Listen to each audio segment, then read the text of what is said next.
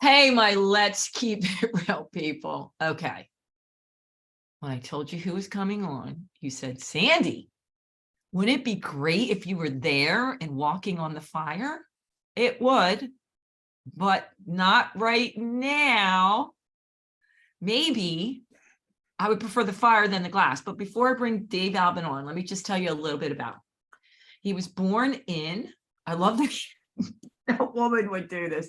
He was born in 1954 at Queen of Angels Hospital in Hollywood, California, to a single mother. He was adopted by his aunt and uncle on his mother's side at the age of 5. His adoptive parents told Dave they were not his parents at the age of 11. Later that year, both his adoptive parents started drinking. That is where Dave's life took a hard turn. Dave tried alcohol at the age of 11. By the time he was 14, he was experimenting with hard drugs. Grossly addicted to drugs and alcohol, he joined AA some 20 years later in June 1988. This is when Dave was introduced to the personal development industry. He attended a seminar with Tony Robbins in 1995, where he did his first Firewalk. Dave went on to work with Tony Robbins for just shy of 20 years as Tony's Firewalk captain. Dave retired from the Anthony Robbins companies in 2014, and shortly after, Google hired him to put on an event for them. Firework Productions, LLC was born in 2014. We'll go through the rest later, Dave. I just want you to know you've had quite the journey, man, quite the journey. But before we get into anything, how are you? I'm fab, man. How are you, Sandy? It's great to be here. Thanks for having me. Yeah, I'm fun. I was telling you, I have a house full of kids, but bunch of I'm dudes, able yeah. to hide away and do this with you, so that's good. Yeah, they're playing a little something, some kind of game, which you told me what it was. I got no clue what that game. I don't know. All I know is yeah, I need more food. I didn't realize. You need lots of food if you got that many guys there. Yeah, a lot of food. All right, so what's your one word? I ask everybody one word to best describe their past 30 days, and then why'd you pick that word? Gratitude. Okay. Because if you're not dialing with gratitude, because fear doesn't exist where gratitude is present, right? Gratitude, and if you got gratitude at the top of your food chain, then nothing else can occupy that space. So you're moving and you're headed into a direction with gratitude right here on your forehead. Yeah, it's everything. In fact, my shirts, if I was to turn around here and show you my shirt, it's got Japanese calligraphy. And what I put is the 2 most powerful words on earth. Now, you said one word, but I did combo it with another word, and that's love and gratitude, which are the 2 most powerful words on the planet. And so we have that running around on the back of our shirts. Now it's in Japanese. So, in fact, I was here in my little town years ago. My son and I were sitting in a place that we favor all the time. We're out having dinner, and we were sitting at the bar, and my son's having a beer and I'm drinking cranberry juice. And all of a sudden this guy taps on my shoulder, and I turn around, and it's a little short Japanese guy and his 2 buddies behind him. And he's pointing at my shirt and he's going, love and gratitude, love and gratitude. Oh, he knew it. He knew it. Yeah, he was Japanese, and he's in the middle of nowhere. I mean, I'm up here in North Carolina. I'm up in the Appalachian Mountains. It's not like, I'm in Charlotte or Raleigh, right? I'm out in the middle of nowhere. Yeah, it was wonderful. It was really cool for him to come up and tap me on the shoulder like that. Yeah, he knew. By the way, I don't know if anyone can see this, but I decided to wear this shirt for you because I thought it was fierce and fiery with the tie. But what's that up there? I have no clue what it says. Well, it's funny because when I made my shirts, I'm like, now make sure that it says love and gratitude, right? Yeah. Don't make sure it doesn't say, make sure it doesn't say kiss my, or go screw off or whatever. Make sure, just like when you get a tattoo, make sure you got someone there to proofread what you're putting on your body. So I'm pretty sure it does, but I can't read that, Sandy. I have no idea what that is. I think I know it's something, but I thought it matched, for what we're doing. It does. I like it. Yeah. Thanks for doing that. That's cool. All right. We're going to dive in. I always ask my peeps for some questions they have for you. Sure. Right? Okay. So what do you think was the top question they wanted to know? Do you have any idea? Do you get burnt? When you firewalk, do you get burned? Yeah. Is that Is the there top question? anybody? You're right. It is one of the top questions. It was Is it the like number one question? Yeah, of course. number one. Well, number one question was, is there anyone that walks and doesn't believe and therefore gets burnt? I think if you take what energy and what belief system you take to the fire is going to help correct you. There's no doubt about that. I've seen that. Now, I've walked a couple 100,000 people over my career, so I've seen thousands and thousands and thousands of people walk. I'll tell you what I've seen in the past so typically when we're doing a Robbins event, right, we got thousands of people. We could have anywhere between 4,000 or 5,000 people, as many as 12,000 people. Tony and I set a world record in London in 2005. We walked 12,300 people. So the people that I see that let's just call it disrespect the fire. They're in the venue, and then we bring them outside in a big parking lot area, and you'll see them. They come running, and they're always men. Never seen a woman do this yet. Probably never will. But a guy come running out there, right? And then they kind of come around to where we're doing it, and they run up to it and they start screaming at it, right? Because when you do a big firewalk, what you do is you build a big fire over in the corner. Okay. And so that pit may be 30, 40 feet wide, 70, 80 feet long. Just depends on how many people we got. That burns all day. It renders at the end of the night. So we're looking at doing the firewalk after midnight. So what we do is we take wheelbarrows and we fill the wheelbarrows with coals. Then we bring that in and we stage that wheelbarrow in between two lanes of sod, right? We call it a fire lane. And that lane is 3 feet wide, maybe 18 feet long. And then we take a flathead shovel and we sprinkle the coals on top of that fire lane. And that's what they walk on. Well, these guys come out and they come running up to it.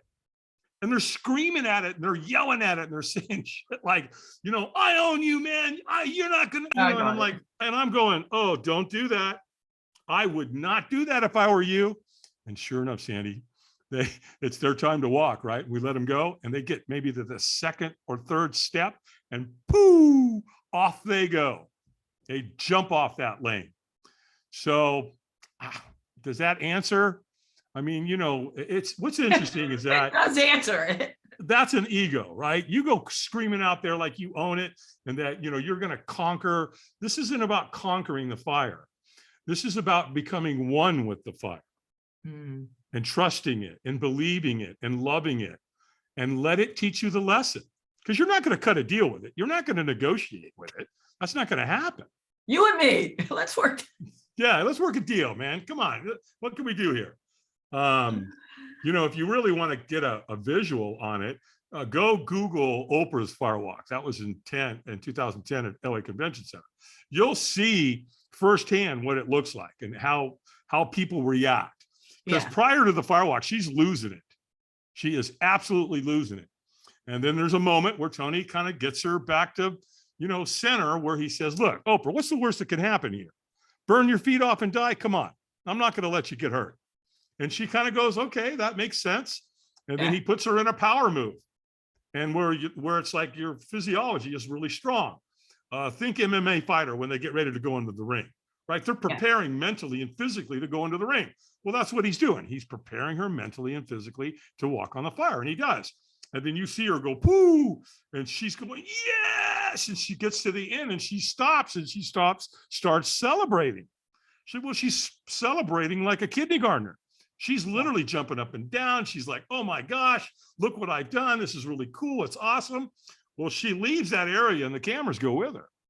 And she goes over and she makes one of the biggest business decisions of her life.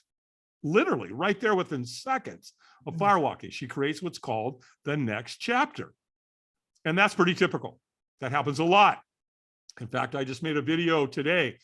We do a lot of business with the EO organization. I'm guessing probably your audience knows who the Entrepreneurs Organization is. And we did like 5 gigs last year. We did Atlanta, New York, Philly, Boston, and Hartford. And when we were in Philly, we videoed one of the members. I think their son was around 11, maybe something like that. And so I'm down there talking to him, getting him ready. I get him to breathe. And then boom, then we walk. And when he gets to the end, you ought to see the look on this kid's face. It's just spectacular. It's just so magical. And, when you do something like that for a kid, they're never going to forget that. So it's Never. so, it just affects their self-worth and their self-esteem and their self-confidence. It's just a beautiful thing to watch. Yeah. I'm thinking of, so many times, because I owned health clubs, you would see people for the first time do a pull-up or a push-up or something they never could do before. And I'm thinking how they celebrated then. I can't even imagine. Yeah. You know what I mean? Because you're able, like, oh my God, I never thought I could ever do X amount of push-ups or pull something they've always wanted to do. And it translates into everything else in their life. Absolutely. You're taking that like up 1,000 times. Absolutely, you are, because you're doing something where your brain's creating fight or flight, which is a little different than a pull-up, right? Yeah. So your brain's going, whoa, hold on a second here, because when it's your moment and you look down and you see those coals on that lane and they're glowing bright red and you can feel the heat coming off the wheelbarrow. Mayday! It's like, get out, warning, Will Robinson, right? Get out. And then all of a sudden, boom, you go. And then you get to the end and you celebrate. And that's the beauty. That's the magic. And that's why I got into this. When I did my first Firewalk in 1995, I resisted the whole way. I'm like, oh, hell no, I'm not doing that. I want to go see Tony. I want to go to his event, but I'm just going to step aside when this whole Firewalk nonsense takes over. Well, so when I went there, I went and hid in the back, right? Because you go out there, I had 3,500 people there. And, when Tony gets everybody what's ready, you're in the room. I was in a room for 10 hours with him. And I think we started at 2 and then it's after midnight. And all of a sudden, Tony goes, take your shoes off. And I remember thinking, oh no, pal. I know where you're going with that. You're not tricking me, pal. And then the next thing I know, everybody's taking their shoes off. Well, I've already made a decision. I'm not doing it, but I've got a dilemma. Because if I don't take my shoes off and walk out there with 3,500 people, they're going to go, oh, look at that guy over there. He's a chicken, you know what? So I'm like, all right, well, just take your shoes off and fake it. Hey, go hide in the back. You'll be fine. No one's going to know. Well, the next thing I know, Tony gets everybody chanting before we going out there. Like in the room, everybody's going, yes, yes, yes. And I'm like, okay, I don't like this part. And then when you get outside, right, in this big parking lot, big fire, like I explained before, he's got African drummers, right? So it's dun, dun, dun, dun, dun, dun, dun, dun. And I'm thinking, oh, what a dog and pony show this is, right? Yeah. Well, I'm staying with my plan. I'm out. I'm going to go hide in the back. Well, Robbins knows this is one of the most life-changing experiences anybody's ever going to go through. He knows that. That's why he brought it into his events. Why he does it on day one of a 4-day event. He gets leverage, because if he can conquer you with your fears and the things that have held you back in life, then he can move you forward, and he knows it. But he also knows there's people like me that are going to hide in the back. So what's he do? He trains people. Well, he trains people to come find you. Come find your happy ass, right? Because I'm back there. And all of a sudden, here comes this guy. And he comes out of nowhere. And all of a sudden, he gets like 20, and he locks eyes with me. He must teach them that too, right? Hey, when you make eye contact with these people, don't take your eyes off. This guy coming at me gets 20 feet from me, and he kind of looks at me odd, right? Like, tilts his head like a dog that hears a funny noise. And he says, and this guy goes, are you okay? And when we're not okay, what do we say? Oh, I'm fine. I'm good. All good here, man. Nothing to see. Move along. We're good here. And all of a sudden, this guy goes, he says, hey, are you going to walk tonight? And I'm like, absolutely not. Right? Said it with that kind of a tone, right? I'm not doing this. No. I thought you were going to fib. I thought you would say, sure. Well, but here's what's cool. So here's this guy's a stranger to this day. I have no idea who this guy is. But without him, guess what? I'm not with Sandy Weston on her podcast. Yeah. That's for sure. Because the question he asked me was, well, when I told him that I wasn't going to do it, he said, well, wouldn't you at least like to watch? And I thought, well, yeah, sure. I'd love to do that. That's a shot. That'll be fun. Let's go watch these people burn their feet off. And he said, well, listen, man, you can't see anything from back here. And he's telling the truth. I'm 100 yards from where they're actually walking, right? Now I'm out there. People are chanting. They're clapping their hands. Yes. The drums are going off. People are already walking. They're getting into the celebration end. They're screaming and yelling and celebrating. I mean, this is unlike anything you've ever experienced in your life, Sandy. This is a dog and pony show of the upness like you've never seen. Yeah. And so I said, okay, well, fine. I do want to see it. So I get in line and I'm kind of walking along, and all of a sudden this guy comes up to me and he says, and he whispers in my ear, he said, he knows when you're ready. When he says go, you go. And then pew, this guy just disappeared into the night. And I'm like, what the hell was that? Who was that? What was that about? Well, so now I'm just kind of walking along. It's really intense. And again, I got hundreds of people in front of me. I can't see anything. But I get to an angle, and now I can see at an angle. And guess what? They're doing it. Yeah. Every race, every creed, every color. I mean, they're walking on fire. And now my brain's going, why? What are they doing this for? Metaphorically, what's the leverage here? Why are they doing this? I don't get it. And so now I'm mesmerized. I can't take my eyes off it.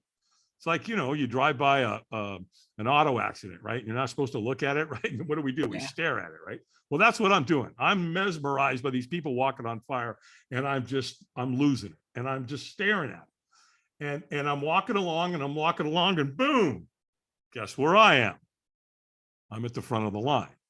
And now I'm feeling what I talked about a while ago. I'm looking down at this lane. It's 3 feet wide. It's 18 feet long. It's covered with red coals. They're bright red. The wheelbarrow's there. I can feel all the heat coming off. And I'm staring into the abyss. And I feel like my heart's going to pound out of my chest. And so I'm scared to death. And there's a trainer standing there. And all of a sudden he goes, eyes up. Like, you idiot. Right? And so I bring my eyes up. Well, I was in a room with Tony for 10 hours. Guess what he teaches you to do? Keep your eyes up. Keep your eyes focused on the end, on the celebration end. That's where the prize is.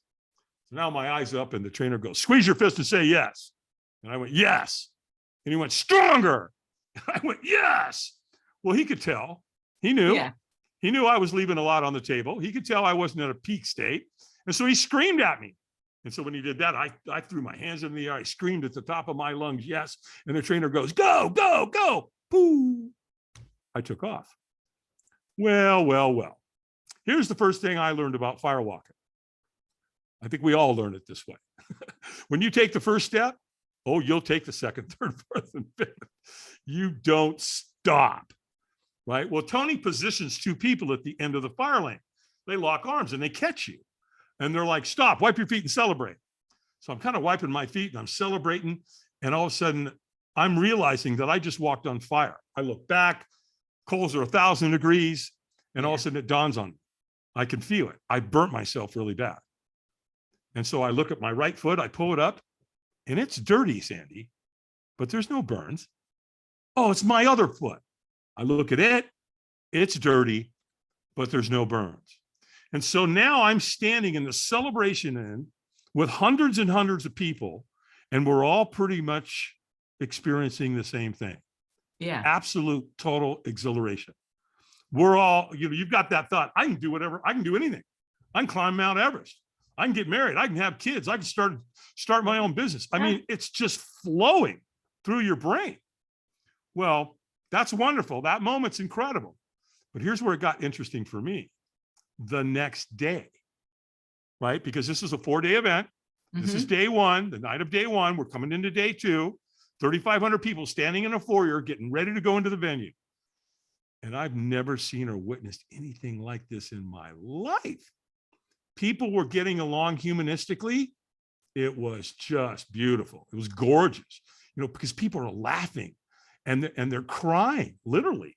They're talking, they're hugging, they're communicating humanistically, unlike anything I've ever seen in my entire life. And Tony's got them. He knows that's how they're coming into day 2. Yeah.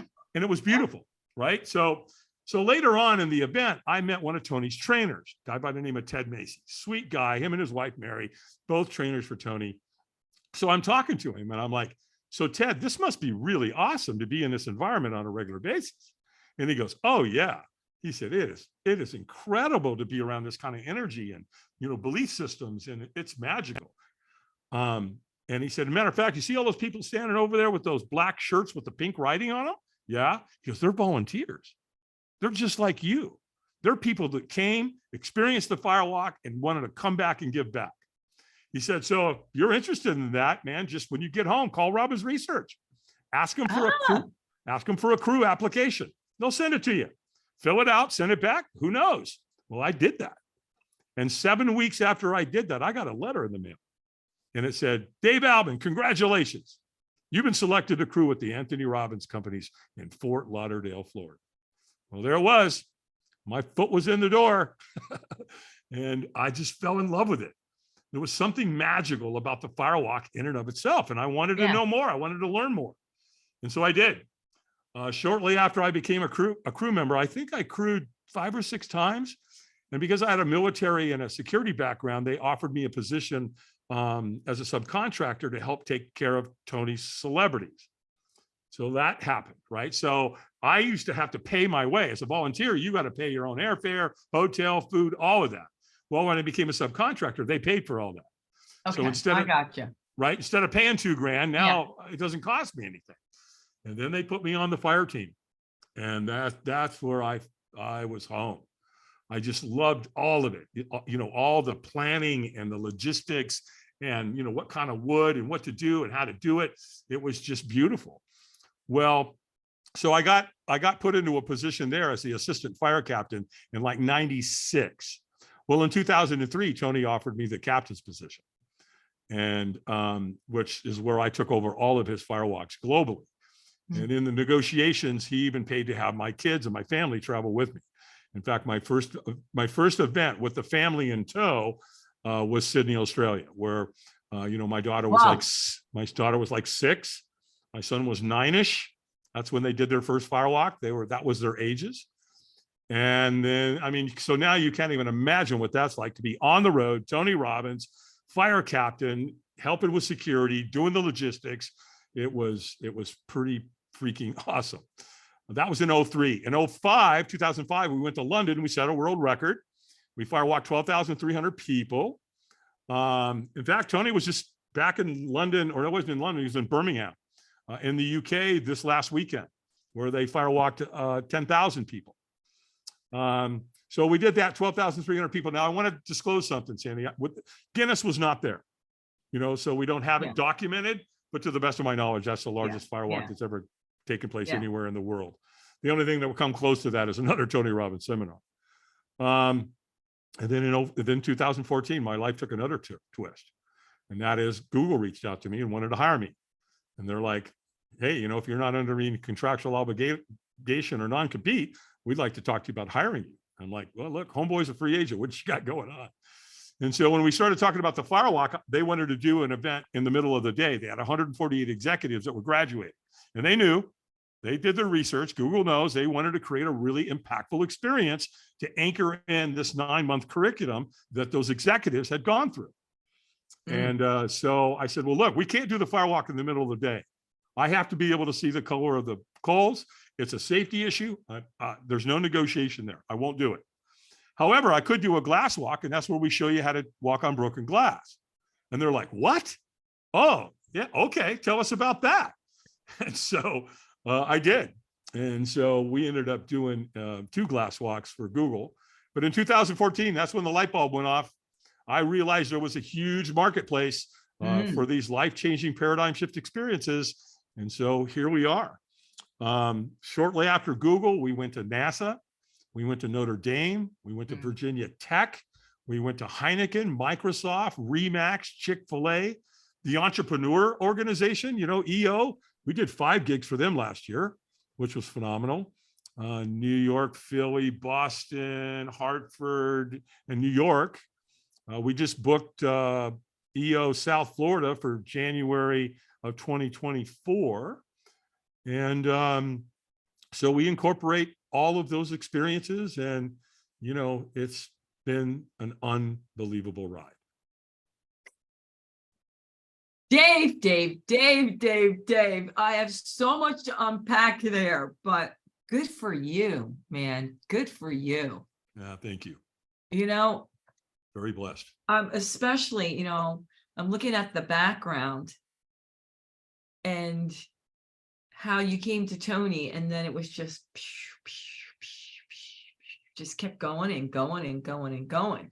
Yeah. But I want to back up just a little bit, because My curiosity is what got you there in the first place to a Tony Robbins event? Because you said, okay, I'm not into this fire stuff, but I want to see Tony. Gotcha. All right. So when I was 5 years old, well, let me back up. 2 months before I was born, my biological father, who was a pilot in Korea, something happened to him. We don't know. And they had to put a plate in his head to save his life. Well, it also took his life, because 2 months before I was born, he complained about the pain all the time. He told my mom he didn't know how much longer he could take it. And one day he told her he was going to the grocery store, and we never saw or heard from him again. And so I was born to a single mom at that point in Hollywood, California. Mom was working up the street at the Roosevelt Hotel as a server. She already had 2 boys. Then he had me. I'm the third. Yeah. And we were living with her mom, my grandmother, and another cousin. So there were 6 of us living in a 1-bedroom apartment right across the street from Hollywood High School. And so when I was 5, she just couldn't do it anymore. And so her sister, my aunt, adopted me at the age of 5. And her husband, Bob, was he was a officer in the military, in the Army and the National Guard. He served in the war, World War II, fighting the Germans in Europe. They both swore off drinking at 5 years old when they adopted me. When I was 11, literally the first day of summer, when I was 11 years old, they set me down that morning and said, "Hey, David, we need to talk to you." Well, I'm thinking they're going to tell me where we're going camping, because we did that a lot. We're in Southern California, right? Long Beach. So we're going to Big Bear, Lake Arrowhead, Yosemite, we're going somewhere, right? Well, they set me down that morning, and my mom puts her hand on my arm, and with tears in her eyes, she goes, "David, we need to tell you something." And she said, "We're not your parents." Well, what? What the hell does that mean? What do you mean you're not my parents? Of course you're my parents. No, actually, we're your aunt and uncle. You know your Aunt Dean? Yeah, she's actually your biological mother. She's the one that gave birth to you. And you know what? And I remember thinking, I don't even like her, right? And you know why I didn't like her? Because every time she was around me, she had to sit by me and touch me and kiss me and hug me. I mean, she never touched me inappropriately. It was always, I know what you mean. Yeah. Right? I'm her son, and I didn't know that. So anytime she could be around me, she wanted to be affectionate. Yeah. So there it was. Well, right after they told me this, and by the way, my dad's in the military, right? He's an officer in the Army, and he had worked in the Pentagon. Well, on November of 1963, before the summer of 64, Kennedy had been assassinated, right? So the Bay of Pigs was going on, the Cuban Missile Crisis. There was a lot going on in this country at that time. And my dad, I mean, I don't know. I'm not making excuses. All as I know is after they told me that I was adopted, they both started drinking. And it got ugly real fast. Bob Albin, great guy, but when he was drinking, not so much. Same thing with Pat. She wasn't as mean, as nasty as Bob was, but it was still ugly. And so they went to the grocery store one day, and I was home, which they did back in the 50s and 60s, by the way. Yeah. I went over to the cabinet. They hid the booze in plain sight. It was brandy, big old half gallon. I went over, took a coffee cup, filled it up halfway, boom, downed it at 11 years old. What's wrong with me, right? And I didn't have a chance. I truly believe I was an alcohol right there on the spot. Yep. Because I wanted more. I started thinking about hiding it and stealing it. I mean, I didn't think normal, right? Yeah. That old saying, one's too many, 1,000's not enough, right? Well, that just continued. And it got worse and worse and worse and worse and worse. And by the time I got to high school, like the first month of my junior year, they pulled me into the principal's office and said, "You're out. We're done with you." So I was. There I went out into the streets. 3 marriages later, and a whole bunch of drugs, including heroin and cocaine and alcohol and cigarettes and just, lots of stupid mistakes. I woke up on June 8th, 88 and said, "That's it. I'm done. I am not doing this anymore." And so my first thought was put a bullet in your head, because if you do that, then the pain will stop. Because I was in horrible physical and mental pain. It was anguish. I understand. Yeah. Right? It was horrible. Yeah. So put a bullet in your head, right? Well, then all of a sudden I thought, I'm married to a woman who's got 3 kids, or my stepkids. And I'm going, you can't do that. You're going to kill those kids when you kill yourself. They're the ones that are going to have to suffer. And so you can't do that. You got to find another way. And so the next thing I know, I've got the thought in my head is call AA. Well, but Sandy, I don't know who AA is at that point in my life. I don't know anybody in AA. I've never been to AA. I don't even remember hearing the word Alcoholics Anonymous. But yet there's the thought in my head. And I did. I called them. And they sent a guy to come pick me up. And he spent the whole day with me. He got me to a 12:30 meeting, a 4:30, a 6:30, and an 8:30. And I went home that night. I didn't take a drink. I white knuckled it because I wanted to every second. And then I went back to a meeting the next day. And then after 30 days, they gave me a little chip and it said 30 days. And then I got one for 2 months, 3 months, 6 months, 9 months, and 1 year. And then, this last June 8th of 2023, I picked up a chip for 35 years. Wow. Well, here's what happened. When I was getting sober, I had insomnia. And so I'm up late one night and there he is, Mr. Motivation himself, Mr. Infomercial, Gunthy Ranker, Tony Robbins, a young Tony Robbins is selling his program, Personal Power. And I bought it. Came on little white things called cassette tapes. Oh, I had them. You have those? Yeah, little white things. I bet some of your listeners are going, what are those? They're in the Smithsonian. They're there. And so, I got the program, Sandy. I plugged it in. I did what the man taught me to do, and it worked. And so your question was, how did I get there, right? Yeah. Well, right after I did that, I loaned the program to a buddy of mine in AA. We got to talking. He's like, what's wrong with you, man? You're always so motivated. And you're always talking all this stuff. And I'm just repeating what I'm learning from Tony, right? Yeah. And he goes, he goes, what's going on with you? You look good. You're working out. You lost weight. You started a business. What is it with you? And I go, well, I've been listening to this guy named Tony Robbins. He goes, I know Tony is. I read his book. I go, well, I've got his program. Here, borrow it, take it, use it, give it back to me. And he did. Well, 7 years later, this is in 1995 when this is going, this is 1988. Yeah, 88, 89 when this is going on with Dan and I. And then 7 years later, after he goes through the program too, he calls me on the phone and he said, hey, Tony's coming to town. Did you know? No, I had no clue. He goes, come on, man, you got me into this. We got to go. And I said, I'll go with you. And he said, great, I'll call you back. So he did, called me back an hour later and he said, done. Here's what they told us to do. Number one, bring snacks. You're going to spend a lot of time in the room. What an understatement that was. Hydrate, drink a lot of water, bring a good attitude and be ready to play full out. I said, Dan, how much was the ticket? He said, $695. I said, $700? He said, yeah, you can pay me back. Don't worry about it. What's that today? What's 700 today? That was 95. What's that? 7 million? I don't know. And then he's getting ready to get off the phone, right? He goes, oh, and by the way, we're going to be doing a Firewalk. And I remember thinking, oh, hell no. No. I want to see Tony, but I'm not going to do no Firewalk. That's not happening. But I'm not saying that to Dan, right? I don't want him to think I'm a wuss. I'm like, yeah, sure, Dan. I'm just appeasing him, right? I'm being subservient. Yeah, sure, Dan. Firewalk. Yeah, sounds interesting, bro. Yeah, all right. I'll see you then. And I made a decision right there on the spot. I wasn't going to do it. But then I just told you what, once you get there, once Tony gets you for 10 hours, there's a good possibility he's going to get you across that fire.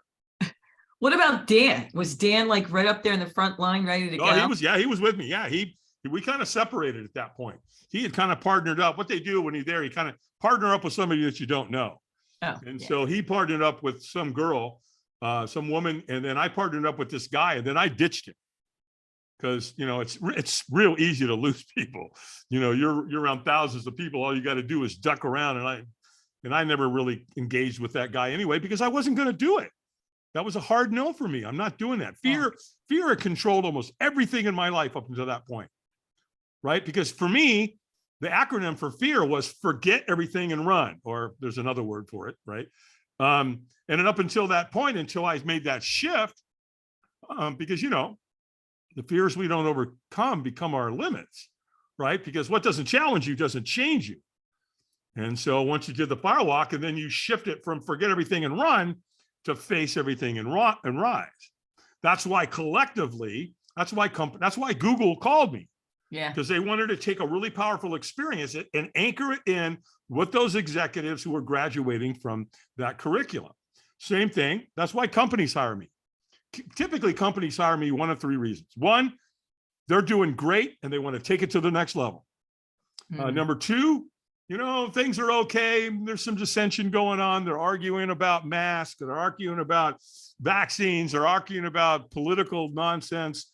And they need to correct that and get people back to moving together, working together, and keep production up. Or they call me when the whole damn thing's breaking down and all hell's breaking loose. And they want me to save them. And so, I just tell them, look, let the fire do what the fire does. It will work collectively, right? Because it's kind of like a near-death experience. And I experienced that the next day, right? When I came in at the foyer and we're all standing around, I'm like, look at this. Look at how these people are treating each other. Such a beautiful, gorgeous thing. So at the end of the day, most corporations, they get it. CEOs and entrepreneurs and business owners, they know, because they have a very daunting task. Their job is to keep people inspired, keep people motivated. How do you do that? Well, they hire a guy like me and we come out, I spend a few hours with them and turn them back over and everything shifts.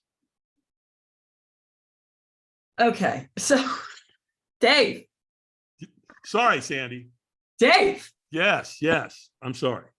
Sorry for what? This is awesome. All right. So when you do your program, and you said it lasts X amount of hours, and is it always after dark, right? You said it has to be like 9 o'clock, whatever it is, right? Yeah, typically we do it, just as the sun goes down. That way it's, it's Okay. kind of a twilight thing going on. It's really beautiful at that point. So they do that. Then afterwards, does the company have a program after that already planned? There could be, Could some of them do. Some of them just, want me to do my thing for 3 hours with them. So here's what I've done. So Tony just does the Firewalk. Well, I added the board break experience to the Firewalk, and here's why. It's a martial arts move, right? Any listener that's ever been at a dojo, right? You get a new belt, you break a board with your hand. So that's what we do. But what I do is I take the board and I have them write something on front of the board they want to move towards. I have them write something on the back of the board they need to move away from. And then I have them write anybody's name on the board that they're in conflict with. Ooh, I love it. Right? So if there's forgiveness or reconciliation within that relationship, put their name on the board. It ends tonight. Stop carrying that shit around. And then to create the rite of passage, because if we go back and study firewalking, it's been around 1,000 years as a rite of passage. So to create that, I have them write anybody's name on the board that they've lost. Somebody that they love, somebody that they miss, bring their energy to the Firewalk. That creates an ancestral side of the rite of passage. So then they break the board. We go out to the fire. They do the Firewalk. We circle them back.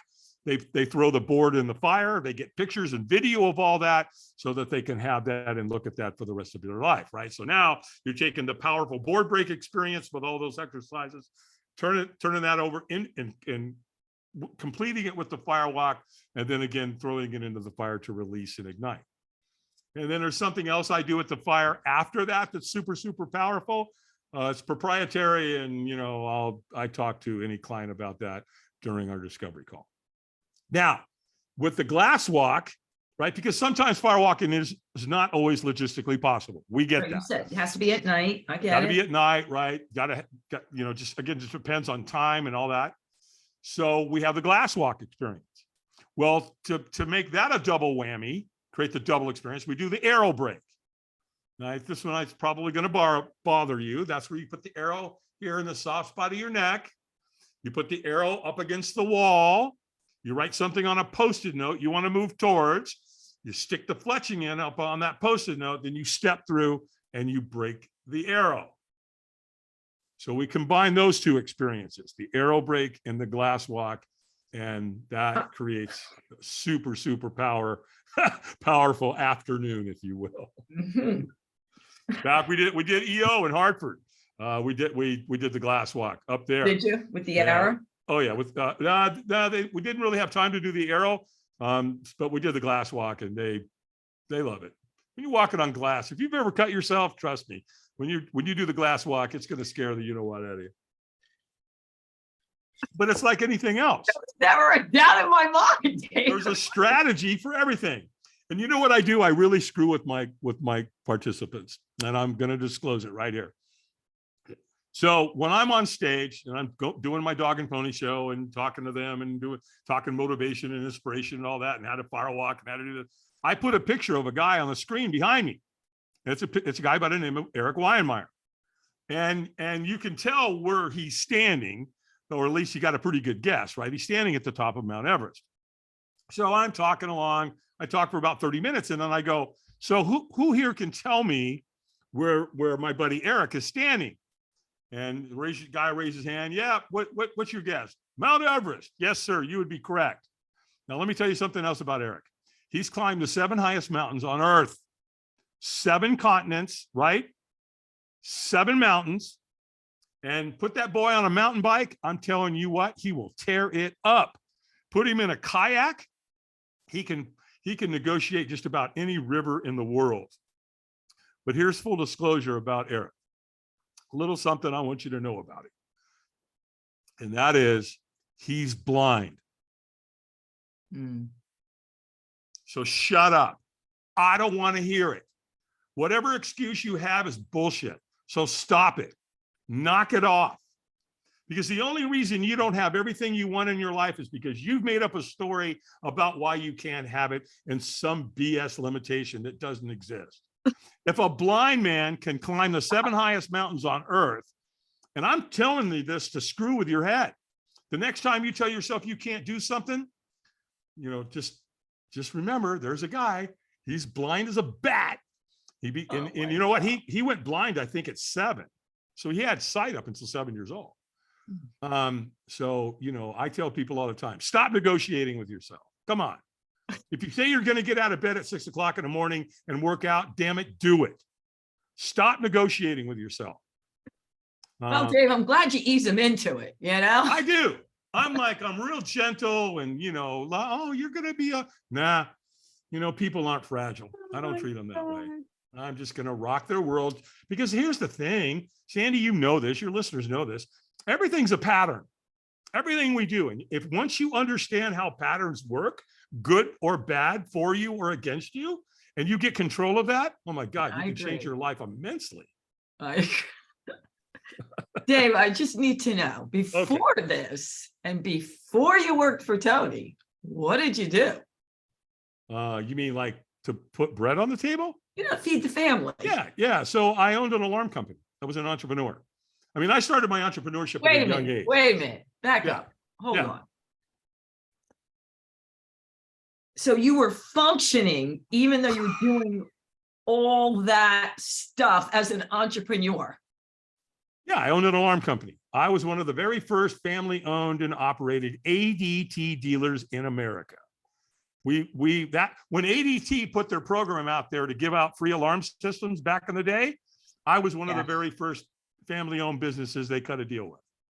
And so we got to go knock on doors and say, hey, my name's Dave, I'm with ADT. How'd you like a free alarm system? If there was no catch. They go, what? What do you mean free? Yeah, okay, that's all they needed to ask me. So I was out there doing that. But I mean, again, I've been an entrepreneur my whole life. My first job as an entrepreneur, I sold flowers on a street corner. My mother, Pat Albin, who adopted me, right? My aunt, I'm going to call her mom because she really was. She grew beautiful flowers in the backyard in Southern California in Long Beach, right? And she would grow them and she would cut them, and she cut them at an angle for me. And then she'd arrange them because she had a beautiful eye for color. And then she'd put them in a bucket, like 10 or 12 different, bouquets. She put a little bit of 7-Up in the water. That's a trick. Wait a minute. Yeah, there you go. Gardener. I got to put that down. 7-Up. Yeah, just a splash, and that sugar gets up into that flour, and it'll last double as long. Wow. They give you the little packets at florists now, but back in the day, that's all you had to do. Yeah. So she'd send me out onto the street corner, and I'd sell my flowers. I also had a paper route, so I was kind of my own little business entrepreneur with a paper route. Yeah, you're a hustler. Oh yeah, I was. All right. So what did you? Go ahead. Well, I'll finish by saying I lived across the street from a golf course. So every day I'd get on my Stingray bicycle, I'd go ride the perimeter of the golf course and look for what? Golf balls. And I'd bring them home, I'd clean them up, I'd go back into the parking lot and sell them back to the golfers. Oh boy. Oh, boys, right. So what did you do with your business once you The alarm. joined the fire? I actually had 3 of them. I sold all 3 of them. Yep, sure did. And then, and then we got to the mortgage crisis, 2000 and what was that, 10? I lost everything. I lost everything. Because I had an alarm business, right? And we were knocking on doors selling alarm systems. And I came home one Saturday afternoon, and my wife's sitting on the couch. She's got tears in her eyes with papers on her lap, and she goes, "We're out of business." I'm like, "What are you talking about?" She goes, "Literally, David, we're out of business. Our funding company that buy all our contracts, they're not going to buy anything. All 4 of them shut us down." And we were. I was doing $20,000 to $30,000 a month, and we went to 0 in one day. Had a little bit of silver, had some gold, had some investments. It wasn't enough. I got my butt kicked. We lost the farm. We lost the house. Wow. I had a heart attack the day after Michael Jackson died. The marriage didn't survive. My kids and I left Virginia, where our farm was, came to North Carolina, and we started a new life. And literally, what? And doing what? And I know you're doing now, but what did you do when you first got? So we lost everything, and I had enough money to get to North Carolina to live close to family. Had enough money to live on for a few months. I literally became one of the very first Uber drivers in the state of North Carolina. Oh my God. I loved it because I was like an independent contractor. I could go and work and do what I want. I could work 24/7. When you want, where you want. When I want. And literally that was part of the whole process of me starting Firewalk Productions. I was literally Ubering one night, and it was 4:00 in the morning. I'm parked by a Panera Bread. I'm tapped into their Wi-Fi. Sorry, Panera Bread, but I did eat there, so I had your code. And yeah, that's when I went, "You know what, Albin? You're the #1 Firewalk instructor in the world. Nobody's done this at the level that you have. And there's a huge marketplace out there, and you got to keep driving." And so it was just things like that I started thinking, and I started putting that out there, and I started serving it with intention, and boom, boom, boom. And then, and though I was doing events for Tony on a part-time basis. Yeah. But when Google called me and they said, "Hey, are you the Dave Albin that does the Firewalks for Robbins?" "Yeah, what's up?" "Well, if you're not under any contractual obligation or non-compete, we'd like to talk to you about hiring." "Okay, well, homeboy's a free agent. What you got?" And that's really when the light bulb went off. I knew there was a huge, huge marketplace for paradigm shift experiences like this at the corporate level.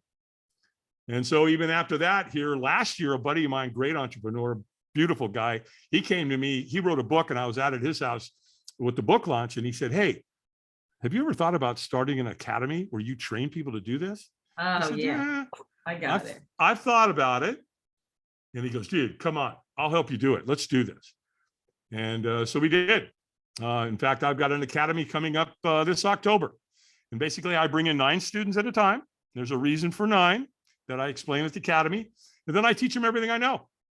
So they can literally come to me with nothing, not knowing anything. And when they graduate and leave, they can go facilitate and create these incredible paradigm shift experiences. So that's coming up in October.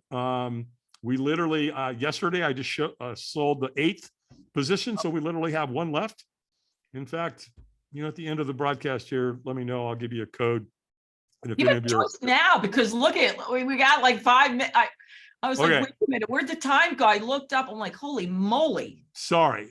So yeah. So don't say sorry. Go to my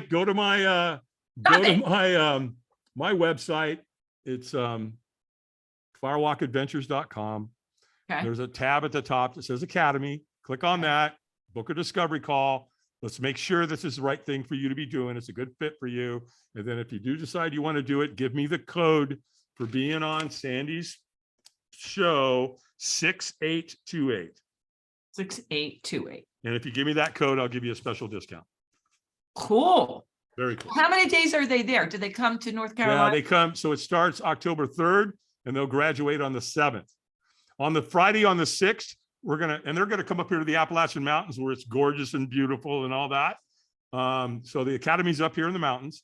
And then on Friday, though, we have a firewalk for a large client of mine down in Atlanta, a large law firm. and we're going to shoot down there. We're going to do the firewalk for them. So they'll get to see all of it. They'll get to see, That's awesome. That's awesome. setting it up, building it. They're going to see me on stage, how to, the whole 9 yards, which is pretty awesome that not only am I going to train you, but you're going to see it live actually happening, which is pretty. That's great. Yeah, that's great. That's cool. Yeah, I'm excited about that. So Dave, how many of like Firewalk adventures do you want to do a year? And how much do you want to travel? Do you have like, okay, this would be great. I want to do this amount. I want to do this many local, this many overseas. I'm comfortable doing a couple events a month. Okay. And I'm more comfortable though training a team of people, because my pricing is going to be one price. And if and a lot of my clients call and they don't care. They need me. There's a meltdown. It needs to be fixed. They'll write me a check, right? Because they want me to come, show up, and take care of everything. However, with the academy, if I have a client goes, look, I can't afford that. Well, what can you afford? What's your budget? Well, I can afford this. Okay. Gotcha. Well, where do you live? Okay, great. Well, I had a guy that just graduated in Atlanta. He's down there. He or she can do it for you. I'll coordinate with them. I'll help, with the logistics and all that, and they can make it happen. So that's what's going to happen with the graduates from the academy. Yeah, I like that. That's a good idea. Yeah. All right, Dave. Well, I could talk to you forever. I love this stuff. Such a fan.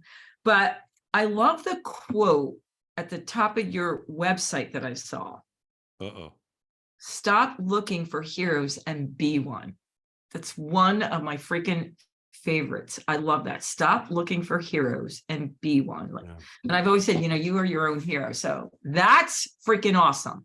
But besides that, is there anything we didn't get in that you want to say to my Let's Keep It Real people? Yeah, you want to change your life? Change your story. Create a new story. Again, stop negotiating with yourself and create your regimen. Like when I get up every morning, what do? I drink mountain water. I take my shower. I take a cold shower every single morning. Of course you do. Of course I do. It's mountain water. It's cold. It's not tap water in Chicago. I take care of myself nutritionally. I believe that the two most important times in somebody's life is the moment they're born and the moment they figure out why. And I also believe, one of my mentors told me one time, he said, every human has two lives. And the second one starts when you realize you have only one. And with that, I'm out. I love that. All right, my Let's Keep It Real. I think you're going to say, Sandy, Dave really kept it real. And you know what I'm going to say? Until next time, toodles. Bye, Dave. See ya.